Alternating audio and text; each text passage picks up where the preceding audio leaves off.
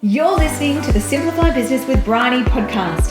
I help simplify business and marketing for time-poor busy women who run passion-fueled businesses.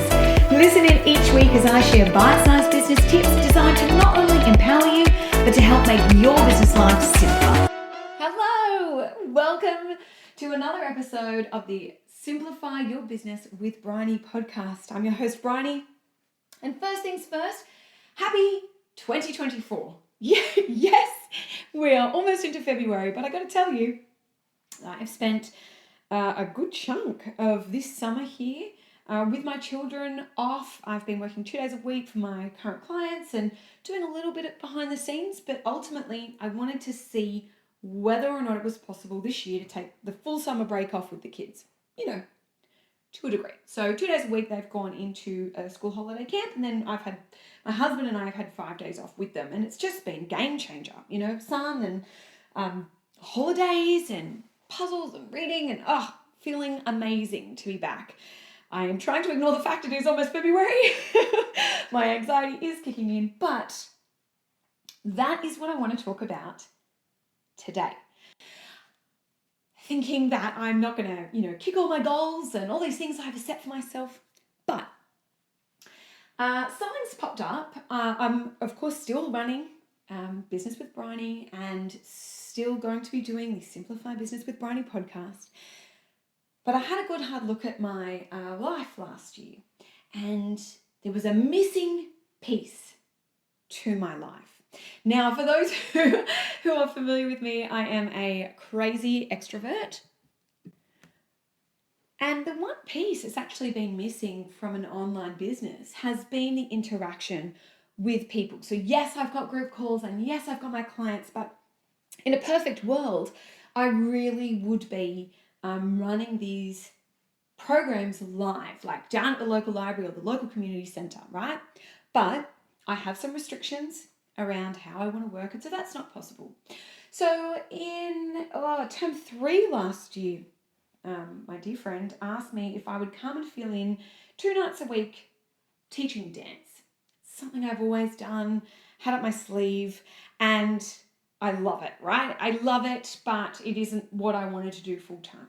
So I got to, week 3 of term 2, and I said to my husband, oh my gosh, I love this. I love this so much. I get to show up and motivate people in real time. And not only people, like young people and adults, and just, it's so wonderful as an extrovert to have that face-to-face experience. So my husband and I then had a chat, like what would it look like if I picked up some teaching? And I really had to grapple with that. Like, how was I going to fit it in with the business? And it was just like, if it brings you joy and it's what we can do, then do it. Just do it. And so this year I am going to be teaching 1 night a week. Moving forward, they're my classes. However, I had some concerned, let's call them frenemies, okay? So not real friends, frenemies, reach out with this whole, it's a shame business isn't going well, and that you've had to move into dancing.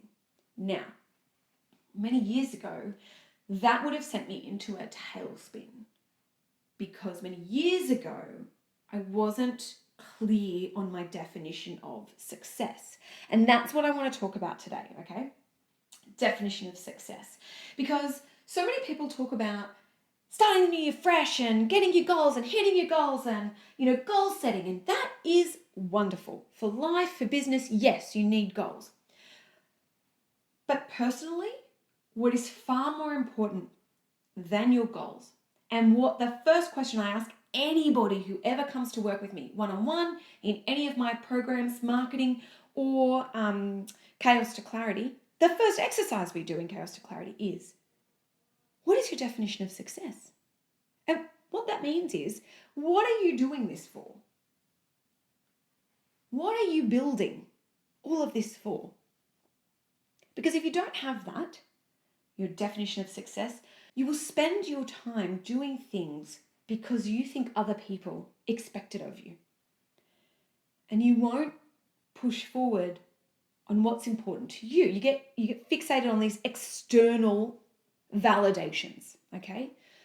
So for me, my definition of success is being a really present parent while my kids are still at primary school, which means my hours are 9:30 to 2:30, right? Being able to take summer holidays off with them, yes. Now, a missing part to all of this, we have tried it, is I'm an extrovert and I really can't find a way to get my cup super filled in a way that has worked for me, except for these dance classes. And so for me, this is an extension. It's something that brings me joy. It gets me out moving and in front of people and just fills my cup in so many ways. But to another person, it looks like a failure. But so I want to ask you, what is your definition of success? What's your definition of a successful life? What's your definition of a successful business? And this comes up when I talk with friends, and even with clients, when they then take that question back to their families. It's not a question that we're asked at school. It's not a question that we're usually asked at work. But I'm asking you now, if you like to journal, go and journal. But what is your definition of success? Not your neighbours, not your friends, not your friendship circle, not your frenemies, not your family. What is your definition of success or a successful life?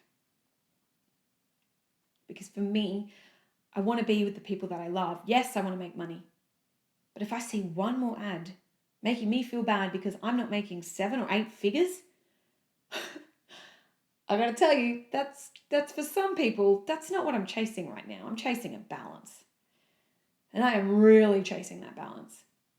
I have always been very articulate about the fact that I really struggle being a full-time stay-at-home mum. I did it in COVID. I'm not doing it again. I'm not cut that way. But I also am not going to step back into my previous work life. And so, the balance is really real. And it's something that I fight for every single day. I don't have it perfect yet. And I legitimately want to ask you, have you taken the time to work out what is your definition of success? Like, how much money do you want to be making? But also, how many hours do you want to be working? What do you want your life to look like? What do you want your life to feel like? What kind of relationship do you want to have with your spouse or your partner? What kind of relationship do you want to have with your kids? Do you want to have time with your friends and your family? Is that important to you? Do you want a holiday? I love going off grid. My goodness, that recharges my soul. So I can't do that if I need to be in the office 40 hours a week. Anyway, I am getting distracted and I'm having flashbacks to my recent camping trip where we were definitely got to go off grid. So I want to leave that with you today. Now, as always, please let me know. I'll be sharing this in the free Facebook group. But I want to know what your thoughts are on this. Okay? Let me know. Set a Pomodoro timer. Take 25 minutes. Just map it out. I really look forward to connecting with you over the coming weeks as we enter into 2024. Have a great week, everyone. Bye.